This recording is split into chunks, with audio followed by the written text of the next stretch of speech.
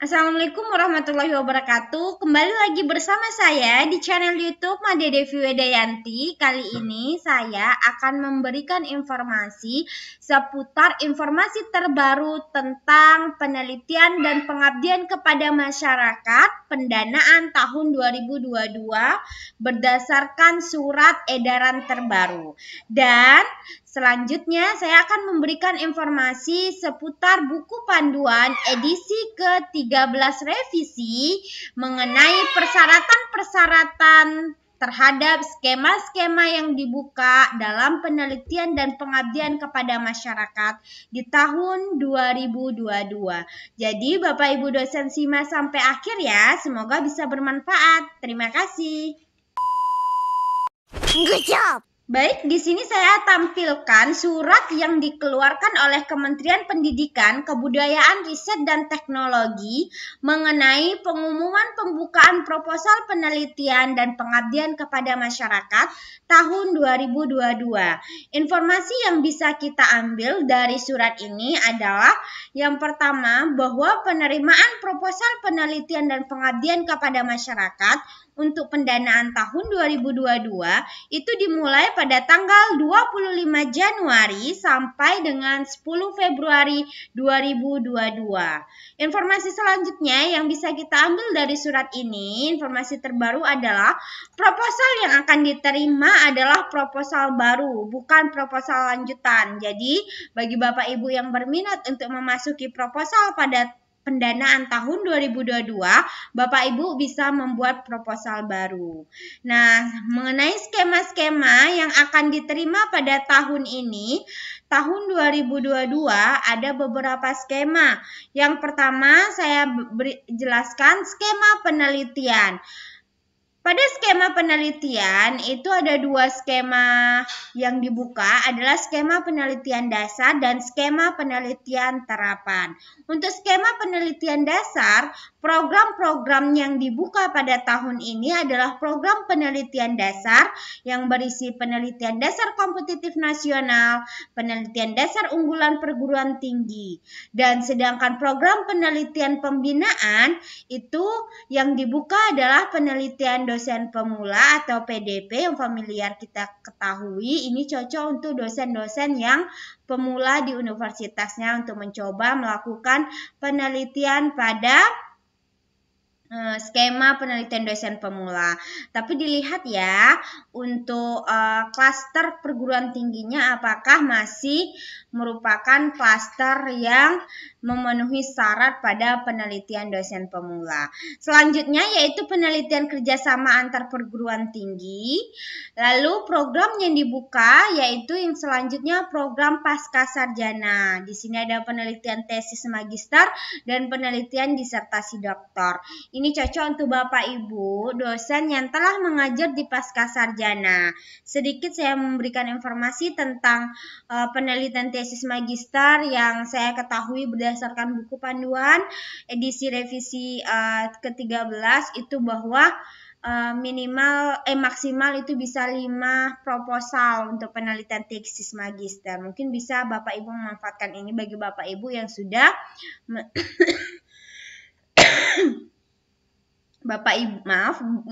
untuk Bapak Ibu yang sudah mengajar di pasca sarjana dan sudah memiliki mahasiswa bimbingan untuk tesis dan disertasi.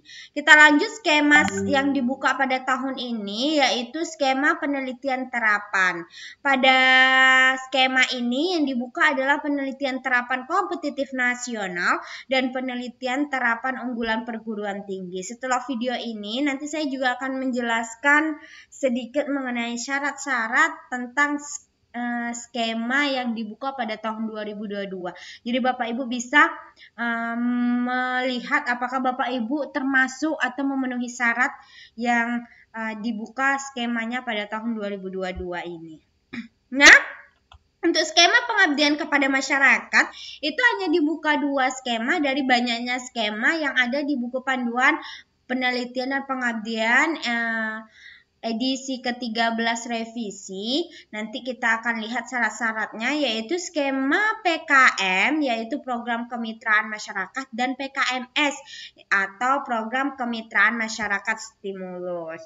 Nah, selanjutnya informasi yang bisa kita dapatkan dari surat yang diedarkan ini adalah bahwa buku panduan yang harus diikuti adalah buku panduan penelitian dan pengabdian kepada masyarakat edisi 13 revisi. Ya, bukan edisi 13, tapi sudah ada yang terbaru yaitu edisi 13 revisi. Nanti saya akan berikan link Google Drive-nya untuk Bapak Ibu bisa mendownload buku panduan penelitian dan pengabdian kepada masyarakat edisi 13 revisi dan surat lampiran ini, agar Bapak Ibu bisa lebih paham atau mudah membaca isi dari buku panduan tersebut.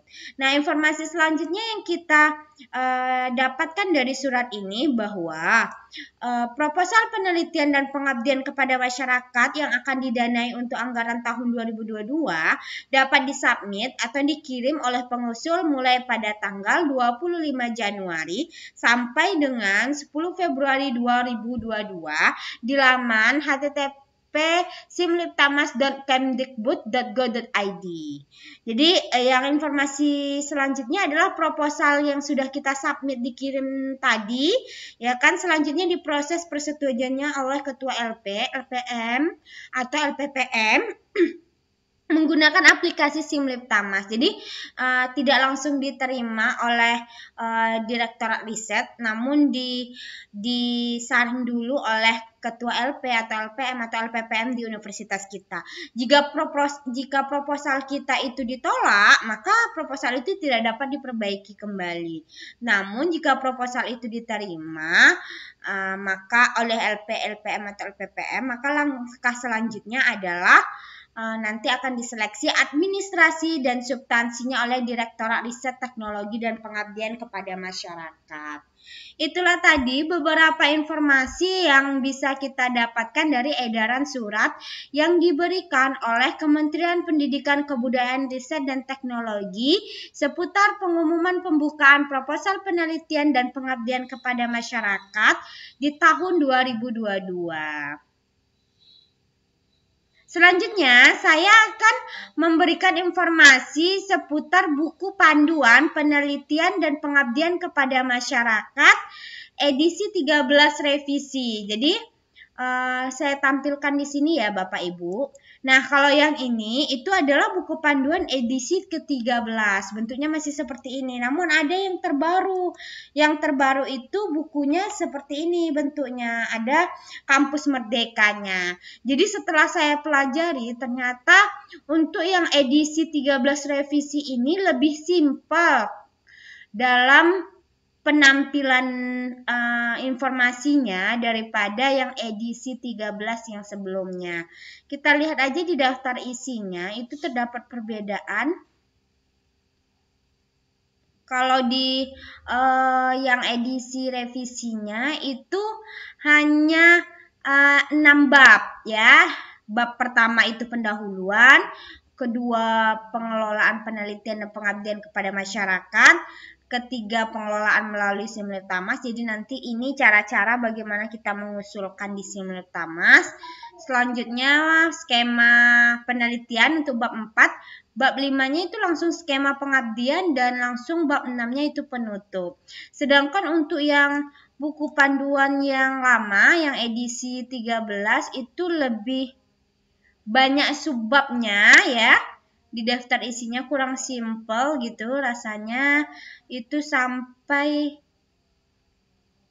ada 10 bab ya.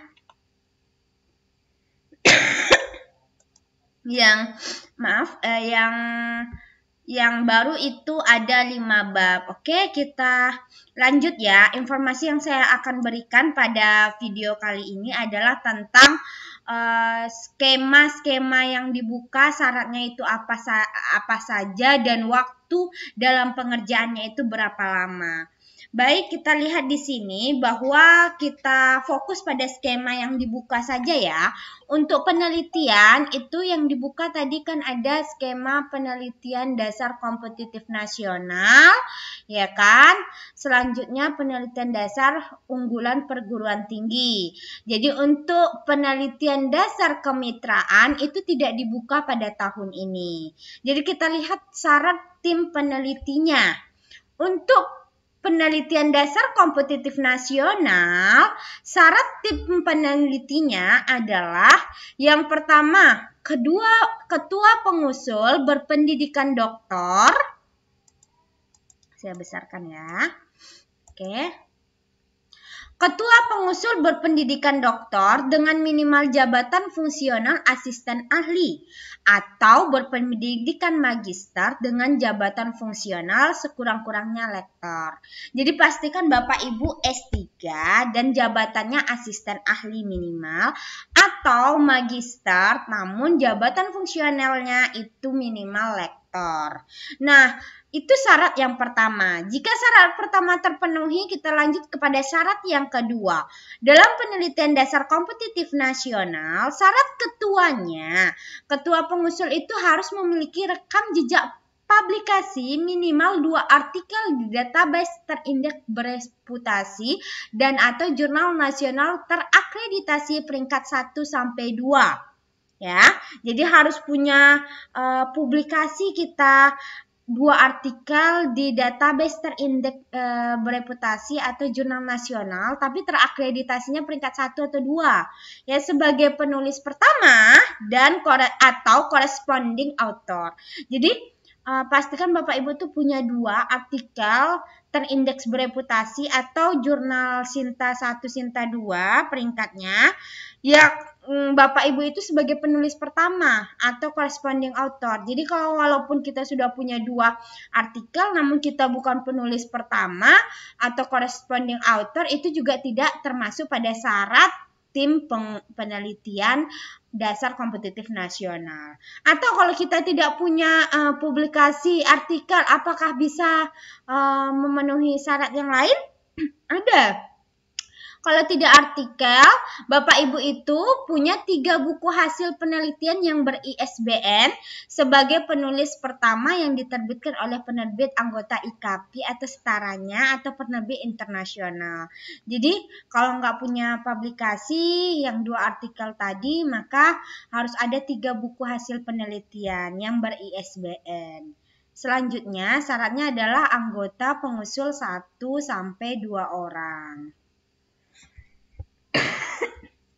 Untuk tahunnya pada penelitian dasar kompetitif nasional itu selama 2-3 tahun dalam pengerjaannya.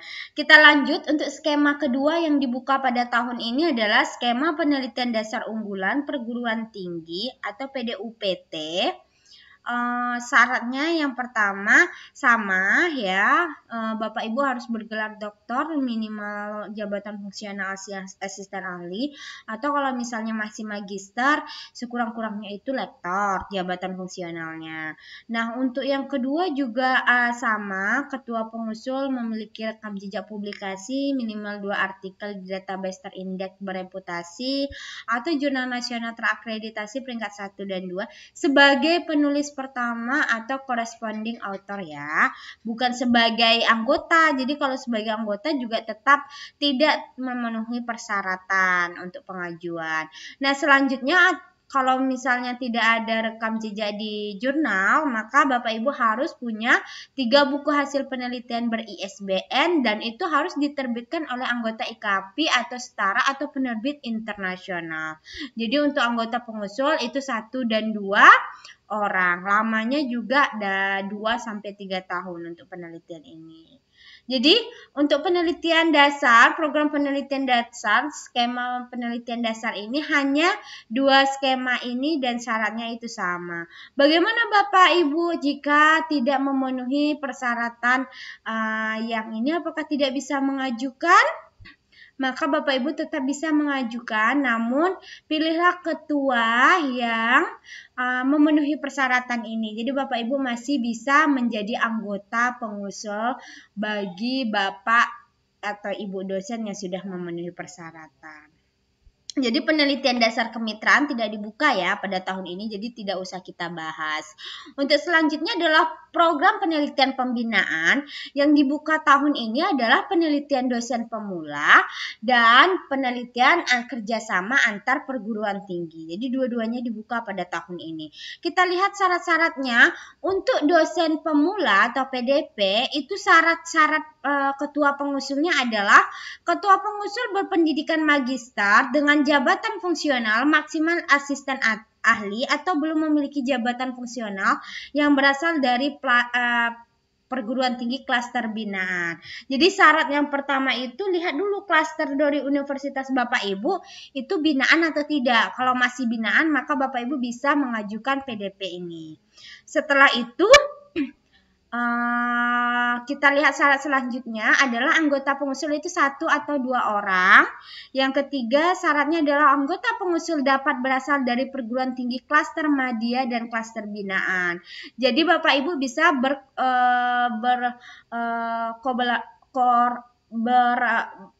memiliki anggota itu dari universitas lain atau perguruan tinggi lain yang klasternya itu udah lebih tinggi Madinah atau Madya atau binaan ya. Jadi syarat selanjutnya adalah anggota pengusul tidak dibatasi jenjang jabatan fungsional dan pendidikan, jadi bebas. Terus pengusul hanya boleh mendapatkan skema PDP sebanyak 2 kali sebagai ketua. Jadi kalau Bapak Ibu sudah pernah lulus PDP itu sebanyak 2 kali, maka Bapak Ibu tidak bisa lulus lagi untuk yang ketiga kalinya pada skema PDP ini. Untuk masa penyelesaian penelitiannya itu 1 tahun untuk PDP ya. Kita lanjut skema pendanaan untuk penelitian kerjasama antar perguruan tinggi atau PKPT. Di syarat tim penelitian ini ya yang dilakukan selama 2 tahun itu tim ketua pengusul terdiri atas ketua dan maksimal 2 orang anggota dari perguruan tinggi klaster madya dan binaan. Jadi harus perguruan tingginya itu madya atau binaan. Jadi itu diperhatikan. Nanti video selanjutnya saya akan lihatkan klaster-klaster binaan dan madya dan yang binaan dan madya itu apa saja yang bisa dimasukin untuk penelitian dan pengabdiannya ya Bapak Ibu. Nah selanjutnya syaratnya yaitu ketua tim penelitian pengusulan itu berpendidikan maksimum magister dengan jabatan fungsional maksimum lektor. Jadi bagi Bapak Ibu yang sudah doktor dan sudah lektor kepala itu tidak bisa lagi untuk skema penelitian kerjasama antar perguruan tinggi ya Bapak Ibu. Nah selanjutnya adalah klaster kinerja penelitian perguruan tinggi. TPM masuk pada klaster utama dan mandiri. Nah, selanjutnya adalah TPM-nya terdiri atas seorang ketua dan seorang anggota, keduanya berpendidikan doktor. Jadi TPM-nya itu harus kedua-duanya doktor ya Bapak Ibu. Terus TPM-nya itu tidak mengurangi kuota perguruan penelitian. Lanjut syarat selanjutnya adalah ketua peneliti TPM itu minimal mempunyai 2 publikasi sebagai penulis pertama atau corresponding autornya pada jurnal bereputasi internasional.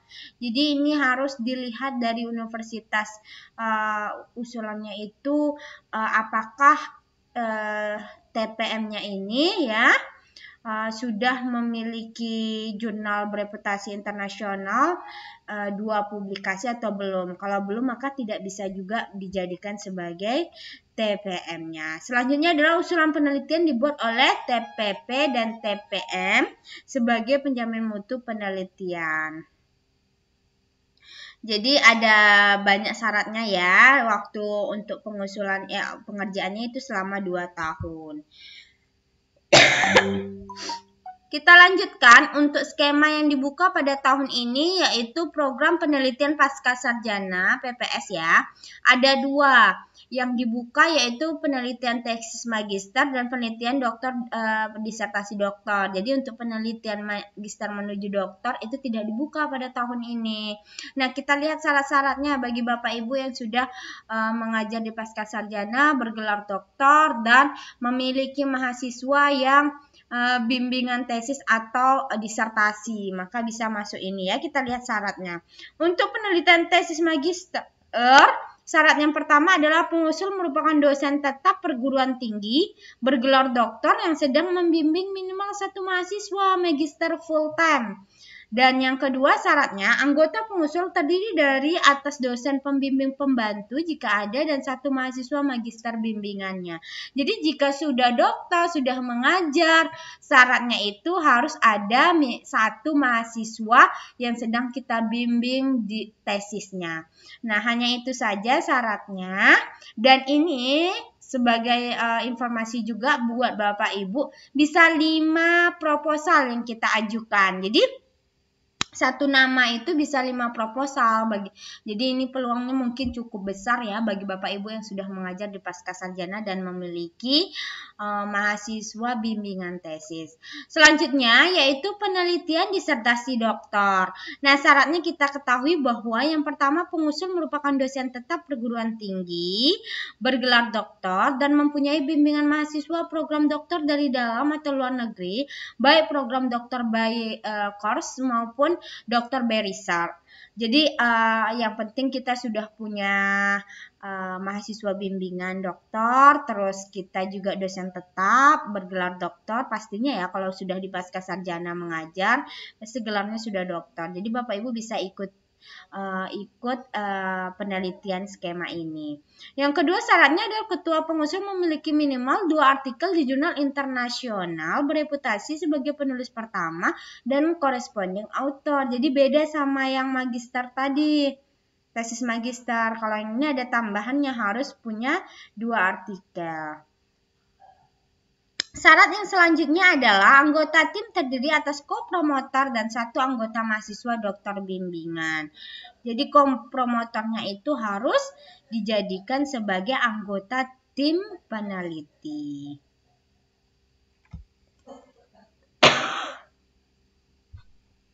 Baik, kita lanjut kepada penelitian skema penelitian terapan. Itu yang dibuka pada tahun ini seperti yang saya jelaskan sebelumnya di surat edaran. Itu ada penelitian terapan kompetitif nasional dan penelitian terapan unggulan perguruan tinggi. Jadi kita lihat ya syarat dari tim penelitinya. Kalau yang penelitian terapan kompetitif nasional itu syarat yang pertama ketua pengusul berpendidikan doktor dengan jabatan fungsional minimal asisten ahli atau berpendidikan magister namun jabatan fungsionalnya itu lektor minimal. Nah, yang selanjutnya adalah ketua pengusul memiliki rekam jejak publikasi minimal 2 artikel di database terindeks bereputasi dan atau jurnal nasional terindeks terakreditasi peringkat 1 dan 2 sebagai penulis pertama atau corresponding author. Tetap 2 publikasi tadi harus bereputasi terindeks bereputasi atau jurnal nasional yang biasa namun peringkatnya 1 dan 2 juga, dan itu harus penulis pertama atau corresponding author. Jadi selain itu, bisa juga syaratnya itu 3 buku hasil penelitian ber-ISBN sebagai penulis pertama yang diterbitkan itu oleh IKAPI dan penerbit setara dari IKAPI. Nah, atau ada lagi ataunya nih ya, minimal memiliki 1 KI atau paten sederhana, minimum itu terdaftar dan lainnya bersertifikat. Jadi syaratnya ini bisa salah satu Bapak Ibu penuhi, tidak semuanya, tidak 3-3-nya ya.